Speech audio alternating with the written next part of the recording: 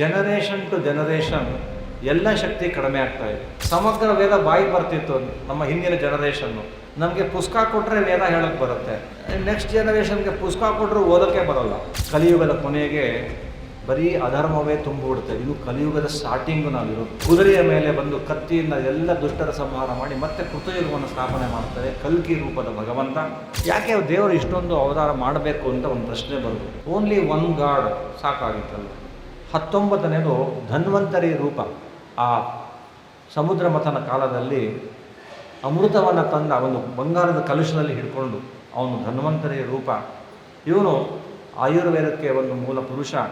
ಎಲ್ಲ ರೋಗ ನಿವಾರಣೆಗಳನ್ನು ಮಾಡ್ತಕ್ಕಂತಹ, ಆಯುಷ್ಯ ಅಭಿವೃದ್ಧಿಯನ್ನು ಮಾಡ್ತಕ್ಕಂತಹ ಭಗವಂತ. ತಿರ್ಗಾ ದೇವರ ನಾಮ ಇದೆ. ಕನ್ನಡದಲ್ಲಿ ಕೂಡ ಅಂತ ಹೇಳ್ತಾರೆ, ಸುಧಾ ಓದಿ ಪದ ಓದು ಅಂತ ಒಂದು ಗಾದೆ. ಅಂದರೆ ಶಾಸ್ತ್ರವನ್ನು ಓದಿ ಈ ಪುರಂದರದಾಸರ ದೇವರನಾಮ ಮಾಡೋ ಅನೇಕ ಅರ್ಥಗಳು ಬರುತ್ತೆ. ಒಂದು ದೇವರಾಮ ಹೇಳ್ತಾರೆ, ಗುಣವಾಯಿತೆನ್ನಯ ಭವರೋಗ ಕೃಷ್ಣನೆಂಬ ವೈದ್ಯನು ದೊರಕಿದನು. ಈ ಸಂಸಾರದ ಒಂದು ರೋಗ, ಈ ಸಂಸಾರನ ರೋಗಕ್ಕೆ ಯಾವ ಡಾಕ್ಟರು ಟ್ರೀಟ್ಮೆಂಟ್ ಕೊಡಲ್ಲ. ಬೇಕಾದ್ರೆ ಐಸಿಯುನಲ್ಲಿ ವೆಂಟಿಲೇಟರ್ ಹಾಕಿ ಇನ್ನೂ 1 ತಿಂಗಳು ಬೇಕಾದ್ರೆ ಇಟ್ಟು 10 ಲಕ್ಷ ಬಿಲ್ ಮಾಡ್ಬೋದು ಹೊರತು ಸಂಸಾರವನ್ನು ಬಿಡಿಸೋದಿಲ್ಲ ಯಾವ ಡಾಕ್ಟರು. ಮತ್ತೇನು ಮಾಡಬೇಕು ಅಂದರೆ, ಕೃಷ್ಣನೆಂಬ ವೈದ್ಯನು ದೊರಕಿದನು. ಕೃಷ್ಣ ಒಬ್ಬ ವೈದ್ಯ, ಡಾಕ್ಟರ್. ಕೃಷ್ಣ ಅನ್ನೋ ಡಾಕ್ಟರು ಹೋಗಿ ಕೇಳಿ, ಅಪ್ಪ ನನಗೆ ಸಂಸಾರ ಅನ್ನೋ ರೋಗ ಬಂದಿದೆ, ನನಗೆ ನಿನ್ನ ಕ್ಷೇತ್ರಗಳ ದರ್ಶನ ಮಾಡೋದು ನನ್ನ ಕಣ್ಣಿಗೆ ಯಾಕೋ ಕಾಣಿಸ್ತಾ ಇಲ್ಲ ದೇವರು, ಕಣ್ಣು ಪ್ರಾಬ್ಲಮ್ ಇದೆ. ನಿನ್ನ ಭಗವಂತನ ಹರಿಕತೆ ಕೇಳೋದಿಲ್ಲ ನನ್ನ ಕಿವಿನಲ್ಲಿ, ಏನೇನೋ ಕೇಳ್ತೀನಿ, ಕಿವಿ ಸ್ವಲ್ಪ ಪ್ರಾಬ್ಲಮ್ ಇದೆ.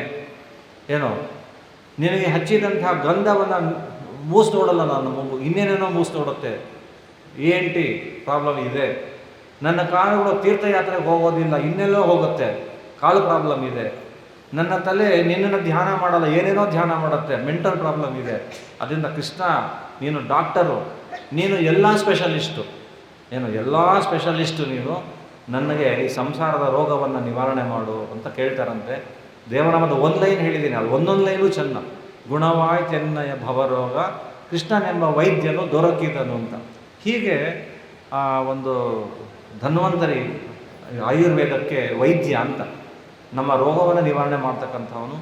ಇನ್ನು ಪರಶುರಾಮ ಅವತಾರ, ದುಷ್ಟ ಕ್ಷತ್ರಿಯರನ್ನು ಸಂಹಾರ ಮಾಡಿ 21 ಸರ್ತಿ ಭೂಮಿಯನ್ನು ಪ್ರದಕ್ಷಿಣೆ ಮಾಡಿ ಆ ದುಷ್ಟರನ್ನು ಸಂಹಾರ ಮಾಡ್ತಕ್ಕಂಥ ಭಗವಂತ.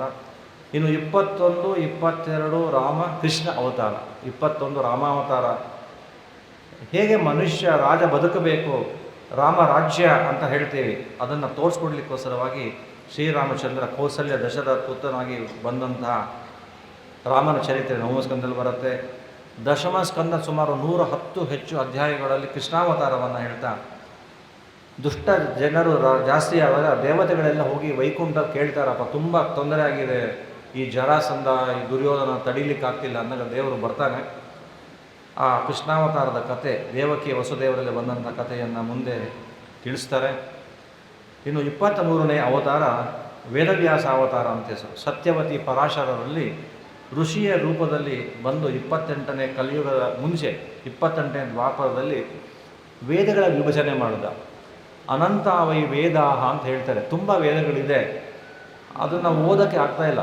ಬರ್ತಾ ಬರ್ತಾ ಬರ್ತಾ ಈ ಜನರೇಷನ್ ಟು ಜನರೇಷನ್ ಎಲ್ಲ ಶಕ್ತಿ ಕಡಿಮೆ ಆಗ್ತಾ ಇದೆ. ನಮ್ಮ ತಾತ 20 ಕಡುಬು ತಿನ್ನೋರು ಅಂತ ಇಟ್ಕೊಳ್ಳಿ, ನಮ್ಮಪ್ಪ 10 ಕಡುಬು ತಿನ್ನೋರು, ನನಗೆ 5 ಕಡುಬು ತಿನ್ನೋಕ್ಕಾಗಲ್ಲ. ಈಗ ನೆಕ್ಸ್ಟ್ ಜನರೇಷನ್ಗೆ ನಾವೇನೋ ಕೊಡೋಕೆ ಹೋದರೆ no no no no don't eat kadubu, eat only pizza, rusk, chocolate, bun, ice cream ಅಂತ. ಹಾಗೆ ಧಾರಣ ಶಕ್ತಿ, ಸಮಗ್ರ ವೇದ ಬಾಯಿಗೆ ಬರ್ತಿತ್ತು ನಮ್ಮ ಹಿಂದಿನ ಜನರೇಷನ್ನು. ನಮಗೆ ಪುಸ್ತಕ ಕೊಟ್ಟರೆ ವೇದ ಹೇಳೋಕ್ಕೆ ಬರುತ್ತೆ. ನೆಕ್ಸ್ಟ್ ಜನರೇಷನ್ಗೆ ಪುಸ್ತಕ ಕೊಟ್ಟರು ಓದೋಕ್ಕೆ ಬರೋಲ್ಲ. ಹೀಗೆ ಜೀರ್ಣಶಕ್ತಿ ಇರ್ಬೋದು, ಜ್ಞಾನಶಕ್ತಿ, ಧಾರಣ ಶಕ್ತಿ, ಎಲ್ಲ ಶಕ್ತಿ ಕಡಿಮೆ ಆಗ್ತದೆ. ಅದಕ್ಕೋಸ್ಕರ ವೇದವ್ಯಾಸ ನೋಡಿದ್ರು, ಈ ಕಲಿಯುಗದವ್ರಿಗೆ ಈ ವೇದಗಳೆಲ್ಲ ಗೊತ್ತಾಗಲ್ಲ ಅಂಥೇಳಿ ಅದನ್ನು ಸಿಂಪ್ಲಿಫೈ ಮಾಡಿ ಋಗ್ವೇದ, ಯಜುರ್ವೇದ, ಸಾಮವೇದ ಅಂತ ಕ್ಲಾಸಿಫೈ ಮಾಡಿಕೊಟ್ರು. ಇನ್ನು 24ನೇದು ಬುದ್ಧಾವತಾರ.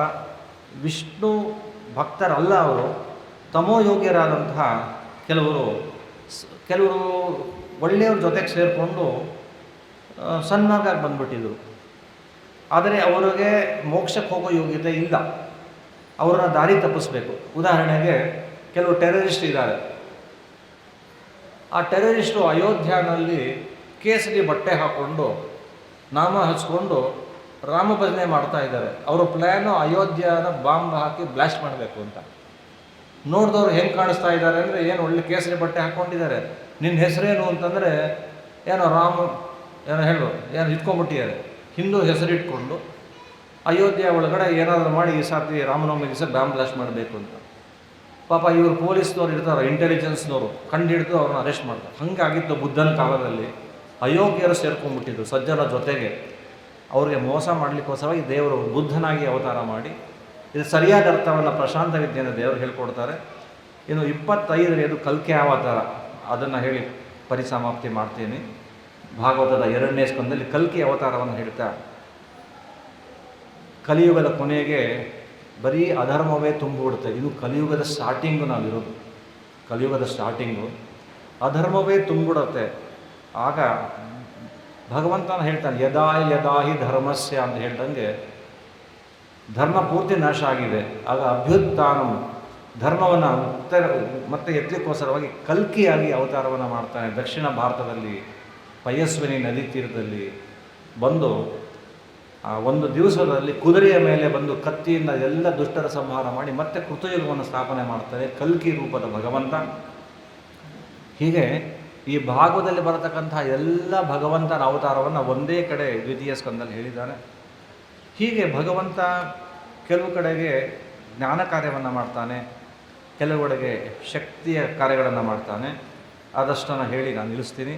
ಕಪಿಲ, ದತ್ತಾತ್ರೇಯ, ನಾರಾಯಣ, ಋಷಭ, ಹಯಗ್ರೀವ, ಮಹಿದಾಸ, ವೇದವ್ಯಾಸ ಈ ರೂಪಗಳು ವಿಶೇಷ ಜ್ಞಾನ ಕಾರ್ಯವನ್ನು ಮಾಡಿವೆ. ಮತ್ಸ್ಯ, ವರಾಹ, ಯಜ್ಞ, ನರಸಿಂಹ, ಪರಶುರಾಮ, ಕಲ್ಕಿ ದುಷ್ಟರ ಸಂಹಾರವನ್ನು ಮಾಡಿದೆ. ವಾಸುದೇವ, ಹರಿ, ವಾಮನ ಇವರೆಲ್ಲ ಭಕ್ತರ ಅನುಗ್ರಹವನ್ನು ಮಾಡಿದ್ದಾರೆ. ಕೂರ್ಮ, ಧನ್ವಂತರಿ, ವಿಷ್ಣು ದೇವತೆಗಳಿಗೆ ಹಿತವನ್ನು ಮಾಡಿದ್ದಾರೆ. ನರ ಮತ್ತು ಪೃಥು ವಿಶೇಷ ಭಗವಂತನ ಅವತಾರಗಳು. ಹೀಗೆ ಅವೆಲ್ಲವನ್ನು ಹೇಳ್ತಾ ಅನೇಕ ರೂಪಗಳನ್ನು ಭಗವಂತ ತಗೊಂಡಿದ್ದಾನೆ. ಇದು ಹೇಳಿದ ಈ ಅಧ್ಯಾಯದ ಕೊನೆಯಲ್ಲಿ ಆ ವಿಶೇಷ ವಿಚಾರಗಳನ್ನು ತಿಳಿಸ್ಕೊಂಡಿದ್ದಾರೆ. ಇನ್ನು ಅಷ್ಟಕ್ಕೆ ನಿಲ್ಲಿಸೋಕ್ಕೆ ಮುಂಚೆ ಒಂದು ವಿಚಾರವನ್ನು ಹೇಳಿ ನಾನು ಪರಿಸಮಾಪ್ತಿ ಮಾಡ್ತೀನಿ. ಸರಿಗಿದೆಯಲ್ಲ ಸಮಯ ನಿಮ್ಮ ಲೆಕ್ಕಕ್ಕೆ?